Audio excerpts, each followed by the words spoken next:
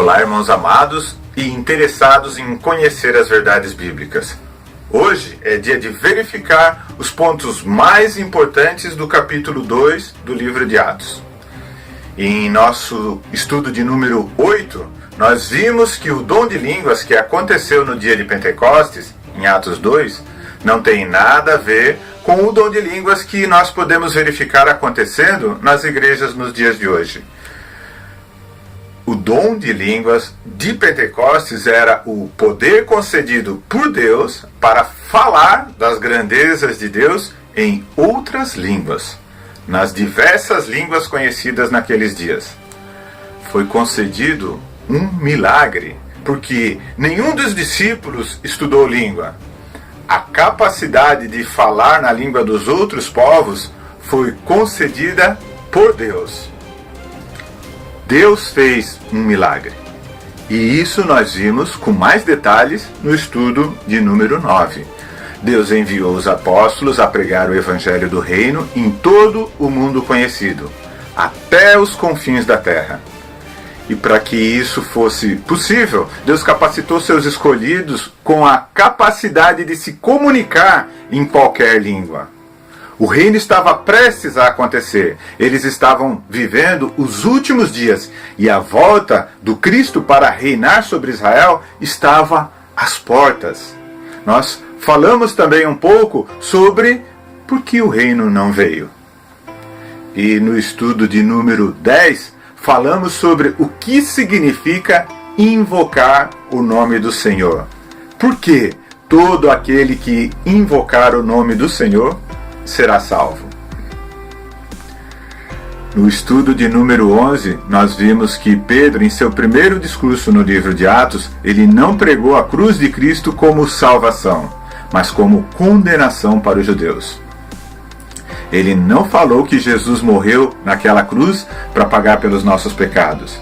Ele falou que os israelitas mataram aquele a quem Deus fez Senhor e Cristo. Por isso, a palavra de Deus nos diz que a palavra da cruz é escândalo para os judeus, porque eles são os responsáveis pela morte de Cristo. A palavra da cruz é loucura para os gentios. Por quê? Onde já se viu um Deus deixar de ser Deus e dar a sua vida por homens pecadores?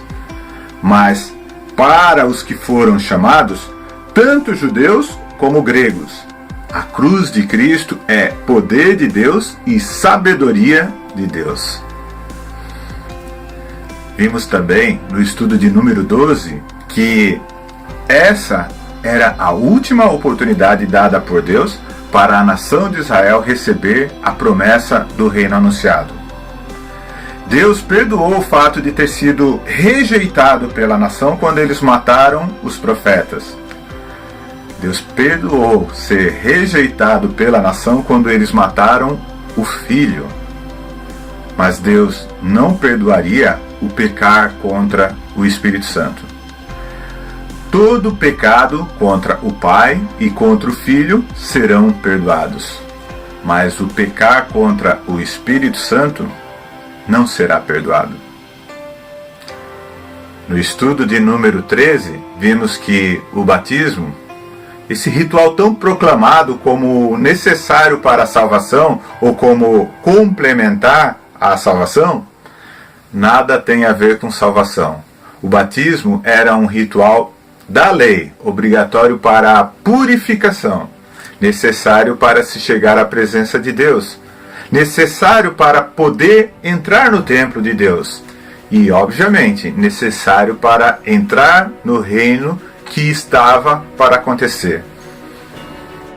No estudo de número 14, 15, 16 e 17, vimos que aqueles que se converteram perseveravam na doutrina dos apóstolos, na comunhão, no partir do pão e na oração.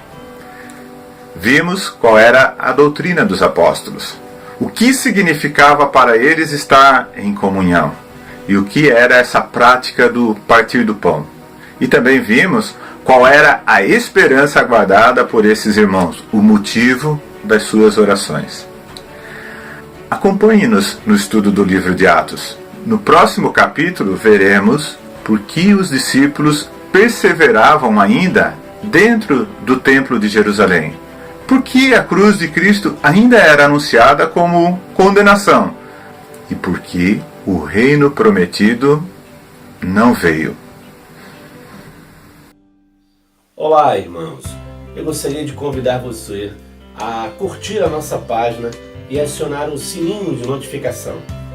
Desta forma você será avisado sempre que um novo vídeo for publicado. E também gostaria de convidar você a participar da nossa lista de transmissão pelo WhatsApp. É só mandar uma mensagem para o nosso número, dizendo: quero fazer parte da lista de transmissão. Assim você receberá diariamente vídeo e notícias do Ministério Graça no Brasil. E será convidado a nos ajudar com ideias para os próximos vídeos. Até o próximo estudo.